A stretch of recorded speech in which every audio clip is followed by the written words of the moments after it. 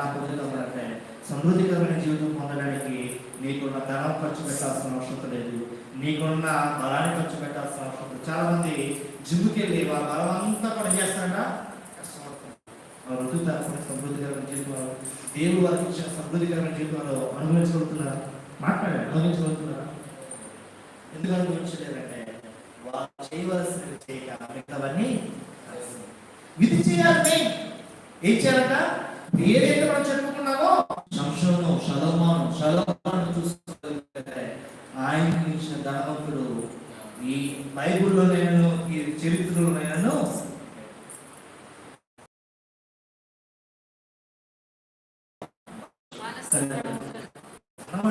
కావాలి.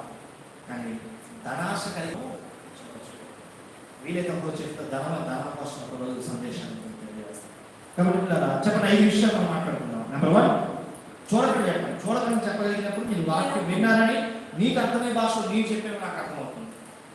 అలా చెప్పినా కూడా సందే చూసేస్తే చెప్పేస్తున్నా ఇప్పటికీ అప్పుడు అదే తెలియదు. చెప్పండి. నెంబర్ 1, ఈ లోక మర్యాదను అనుసరించకుండా జీవించాలి. నెంబర్ 2, సజీవ యాగముగా మీ శరీరమును దేవుడిని సమర్పించుకోవాలి.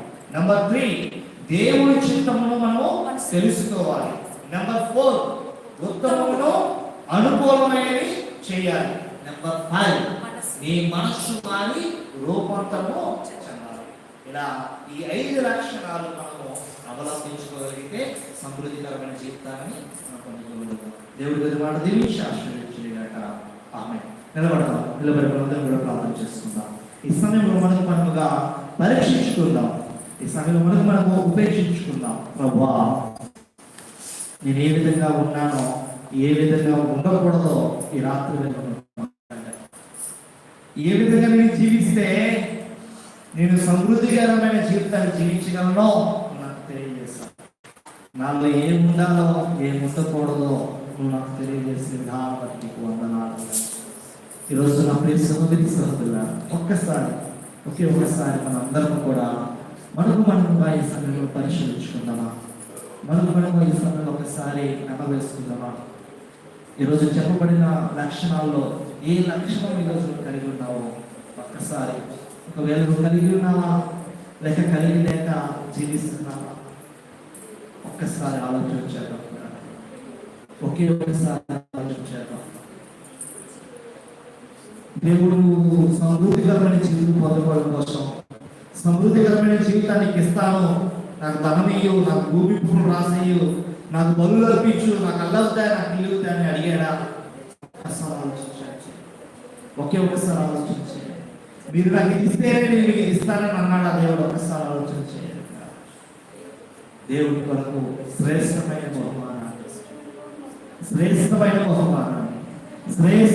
బహుమానాన్ని దేవుడికి ఇవ్వబోతున్నాడు.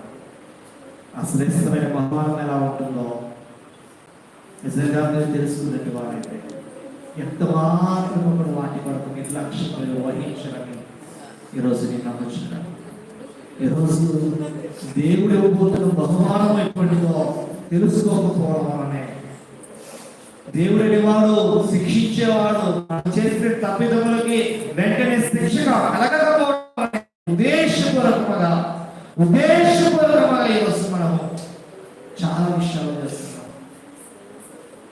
దేవుడిని శిక్షించడం లేదనంటే ఆయన చేత కాదు.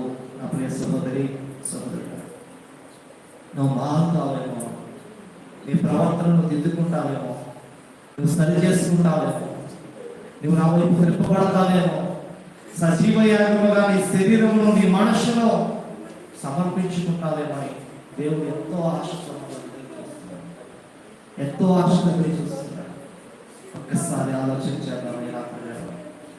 పరిశుద్ధం ఒక్కసారి ఒకసారి పరిశీలించాను. ప్రార్థన చేద్దాం సార్. ఎవరు ప్రార్థన చేద్దాం. కన్నీటిలో దేవుడు మనం ప్రార్థన చేద్దాం. దేవుడిని మన ప్రార్థన వినే దేవుడు కాబట్టి ప్రార్థించాం. మన ప్రార్థనకు జవాబు చేసేవాడు కాబట్టి మనం ప్రార్థించాం. నువ్వు క్షమించే దేవుడు, ప్రభావం ఆదరించే దేవుడు,